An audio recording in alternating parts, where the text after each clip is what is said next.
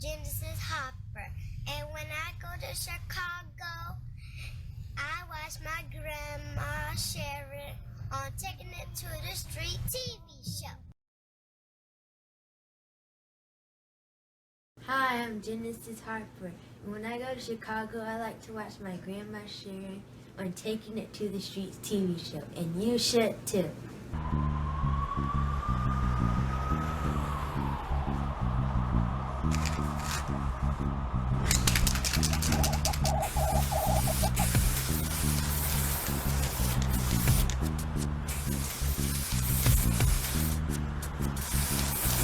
We've seen nothing like this.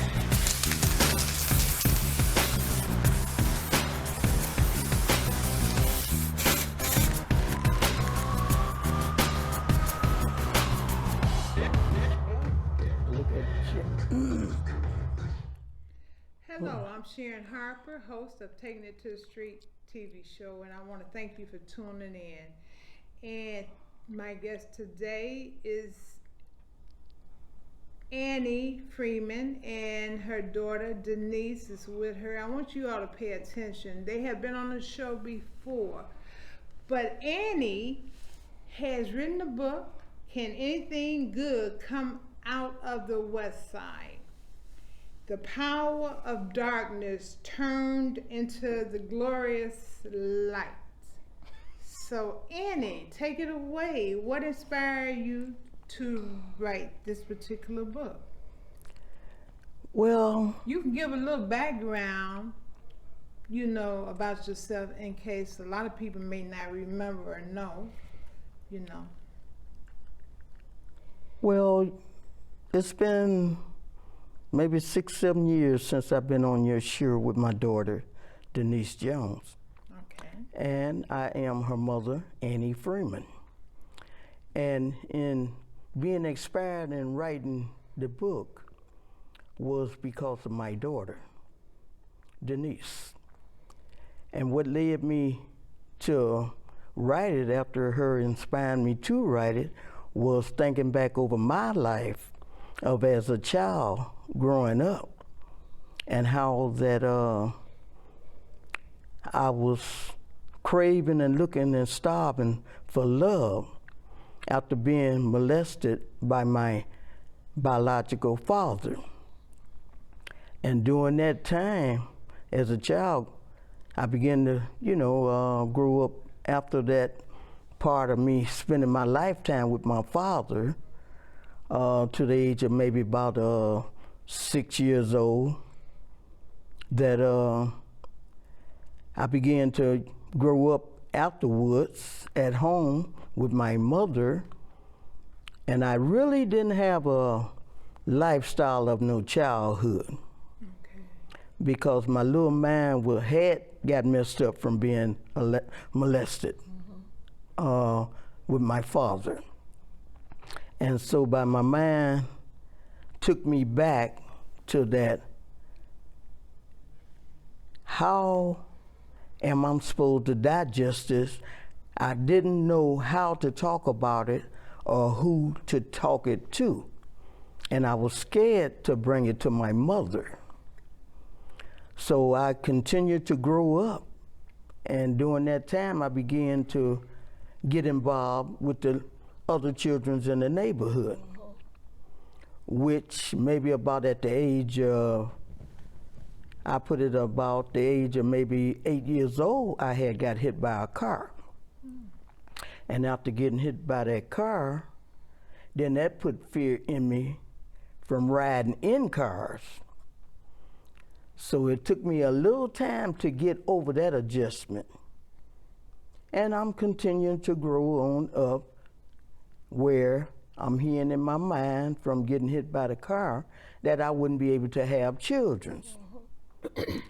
And about the age of 13, messing around, playing girl catch a boy, get a little bit, and however, that was back in the days, I got caught up with Denise, my first child. Okay. And getting caught up with Denise, that began to stop my childhood life. Then you look at me a child trying to raise up a child, Right. which I didn't have no doubt, no common sense, or however you want to put it, for us raising up no child. I end up getting pregnant again. That come my son. So thinking back right now, if it wasn't for my mother being there at home, I wouldn't have known how to pin a diaper or nothing else on a baby. And then I had 2 children. Still trying to get out as a child to play with my neighborhood friends. I ended up getting pregnant again.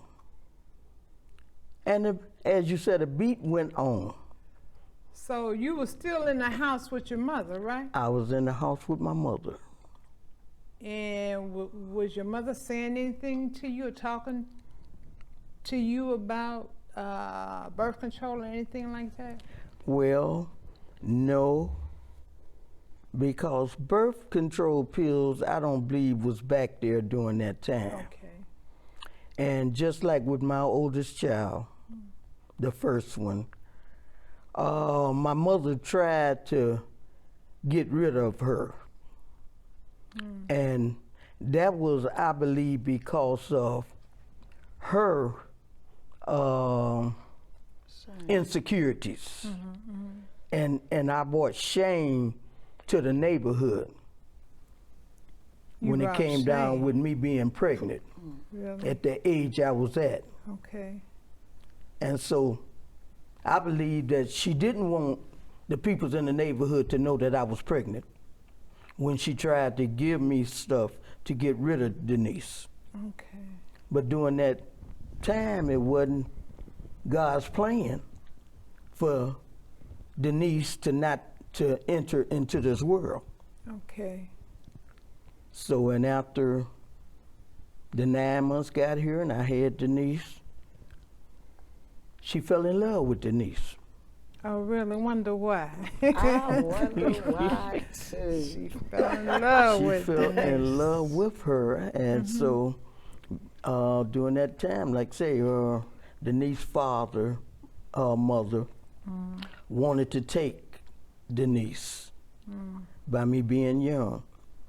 And that time, you know, I was too young to decide, you know, that I wanted to keep Denise or let Denise go. Okay. But my mother stepped in, and as you said, she fought for me, Okay. saying that over her dead body, Denise was not going anywhere. Okay. You know, and that's what propelled me to write the book after Denise kept on saying, "Mother, why don't you write your book?" Okay. Okay. So, has anything good come out of the West Side? Well, I mean, just speaking to you and anyone else that would ask that, Okay. I did. Okay. Okay. Okay. And the reason why I would say that, because I was living a dark lifestyle. I was living a life of no return. And I know the many times I should have been dead. If it wasn't, I can say it on this wise now, for God putting a lady in my way to help me get on right track, I would have been dead along with my other 4 children. Okay. And why I say that? When the dope man kicked my door open, they come in looking for one person. And because that one woman wasn't in there, they had shotguns on me and my children.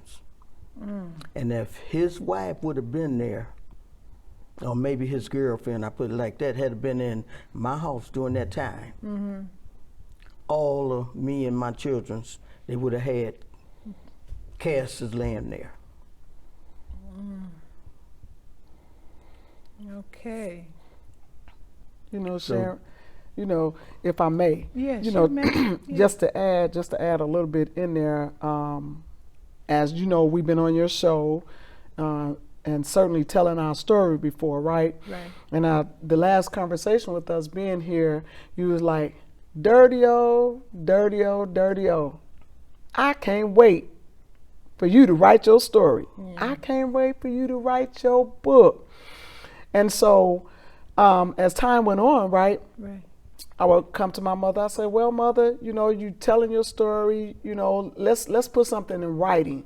Let's leave something behind, a legacy behind for, you know, you with your grandchildren, your Yeah, children with being other able to people have too, that, yeah.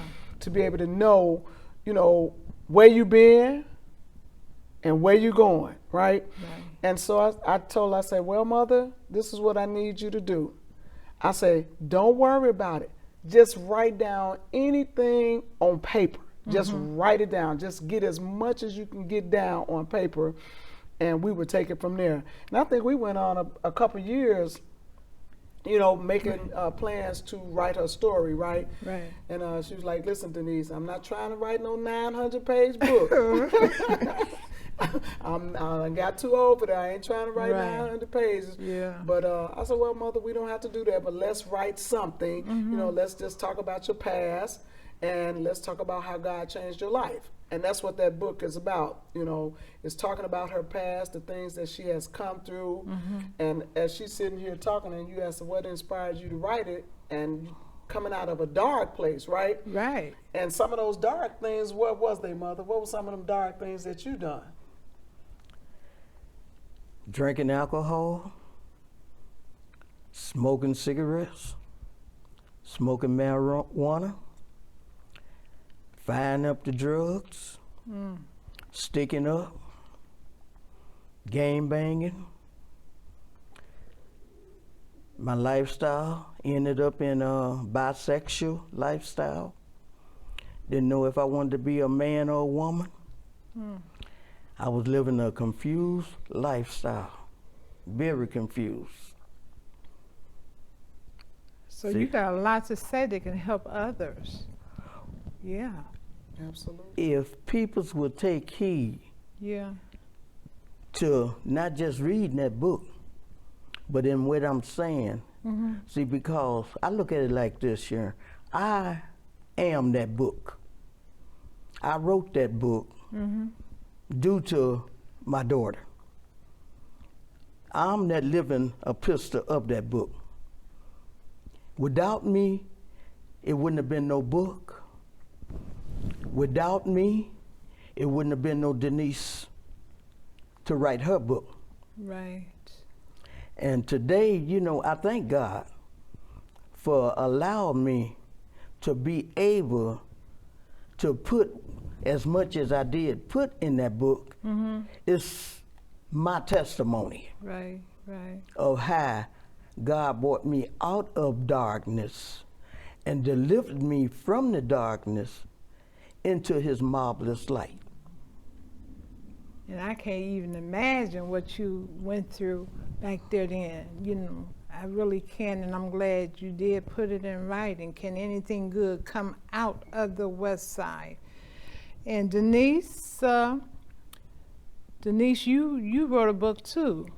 Absolutely. And what was the name of your book again? So my book was titled "Who Said It Couldn't Be Done?" Right.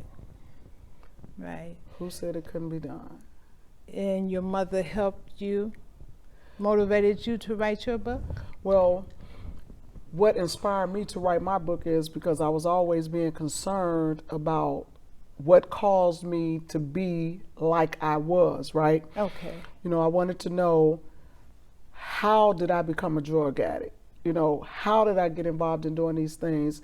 And I looked at the pattern, you know, and just to say how, you know, God using me as a vehicle to help my mother to write her story, right?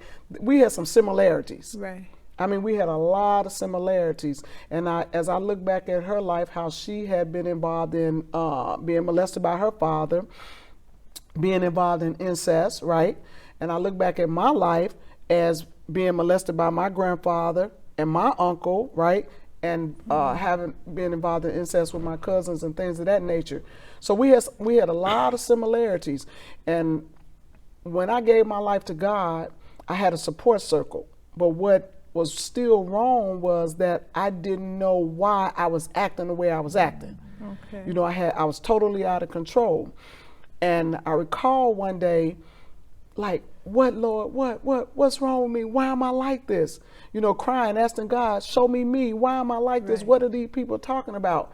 And I went to sleep one night, and God just started giving me things, what had happened to me, and I wrote them on the paper, right, and dropped them in a bag. So that's how the book, Who Said It Couldn't Be Done, came to fruition, is being able to understand what was wrong with me and how I got set free, right? And upon God delivered me, now I wanted to tell that story that someone else might be helped. And with my mother and I going to the prisons, going into drug treatment facilities, going into the county jail, speaking at all these different facilities, right? I wanted them to know how God had reunified us. Okay. I wanted them to know how forgiveness was in place, right? Between my mother and me learning how to accept her as my mother and not my friend, not my stick-up buddy, even though we did those things together, right? So that's kind of why I wanted my mother to write her story, Okay. you know, so that someone else can see that no matter what you go through, that there's hope at the end of that tunnel, right? Right. And so my mother agreed to say, all right, Denise, let's do this. Let me ask you this question. When you guys went to the prison talking, did you find a commonality among some of the prisoners that may have experienced some of the same things? Absolutely.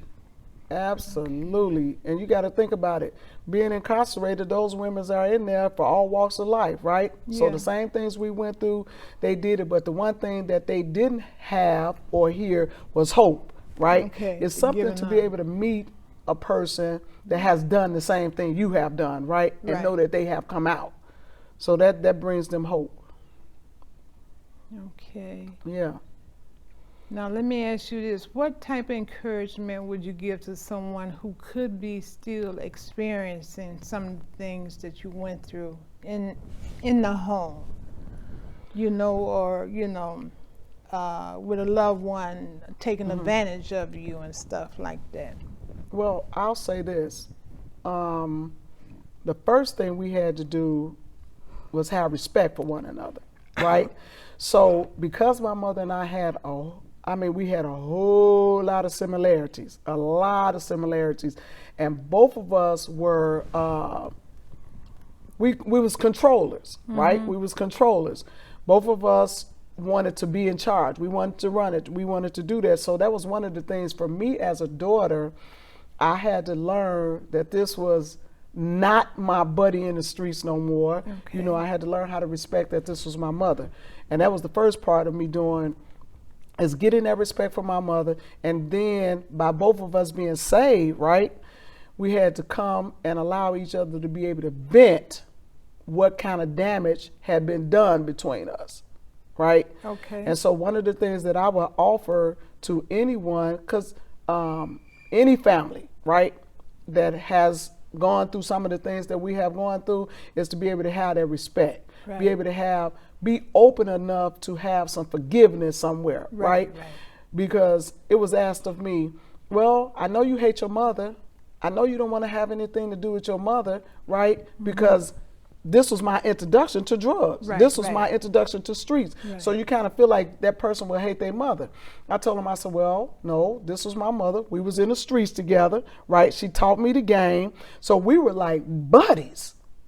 So Okay. therefore, it wasn't like there was like we was at odds at one another like Right, that. right. We really didn't get odds until we both got saved, Okay.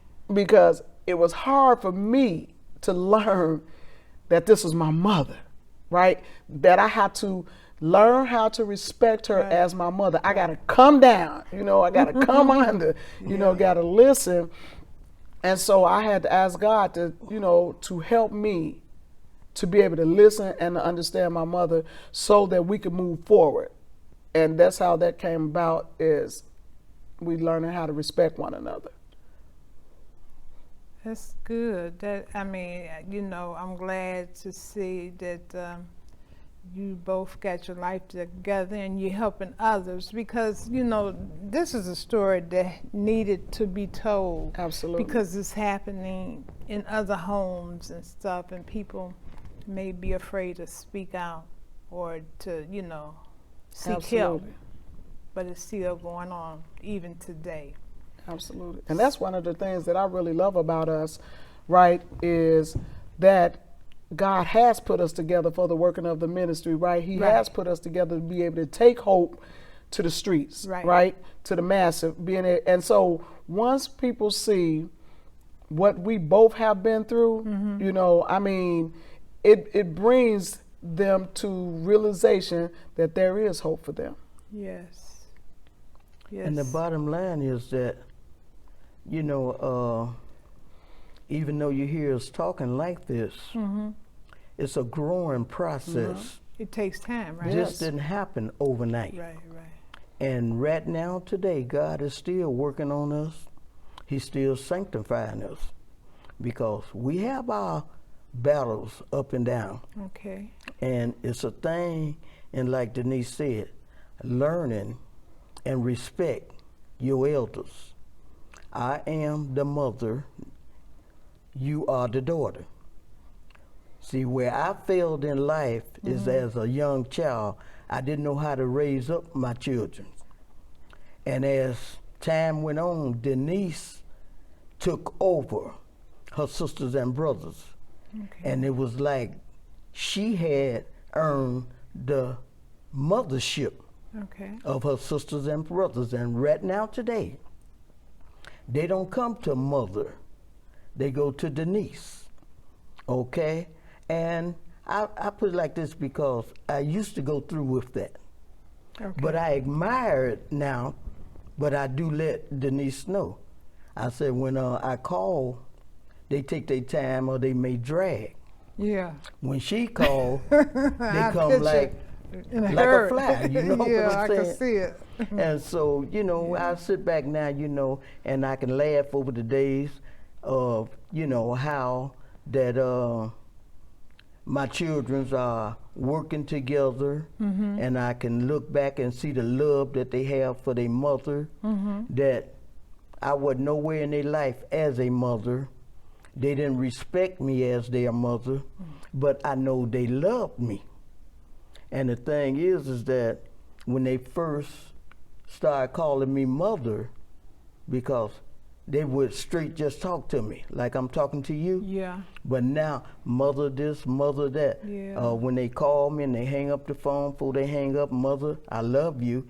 Yeah. They just don't know how much that would touch a mother. Yes. To hear their children let them know that they love their mother. Yes, you're so right about that.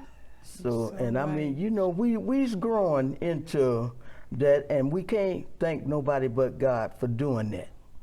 Yeah. Because each and every one of my children, but 2 of them, should have been dead, right along with their mother.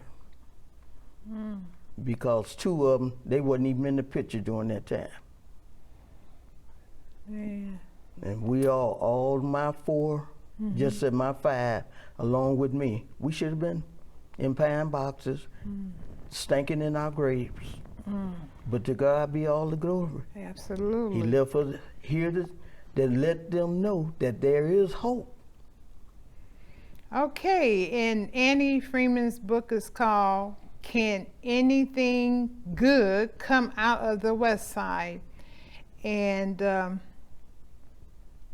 you can always give Annie a call. And Denise, A Diamond in the Rough, was your book as well, right? Who said it couldn't be done? Why I keep saying Diamond in the Rough? Because it was a subtitle, A Diamond from the Rough. Right. Listen, that is absolutely it. It's Who Said It Couldn't Be Done, A Diamond from the Rough. Right. Absolutely. Yes. So you on point. Okay. You on point. You're just making it short, that's all. And you can also give Denise a call regarding her book as well. Absolutely. It's always good having you all on, because to me, you all have a good story now, and if I was a screenwriter, playwright, or whatever, I would do a story behind you guys, a story, television show or something, you know, highlighting what you have experienced, because it was difficult from where you come Right. from and to where you're going. But I like the idea that you're still helping people. Right. And that's a good thing, because anytime you can help someone else, it's always a good thing. Always. Absolutely. You know? So I want to thank everyone for tuning in to Taking It to the Streets TV show, and make sure you enjoy the rest of your afternoon.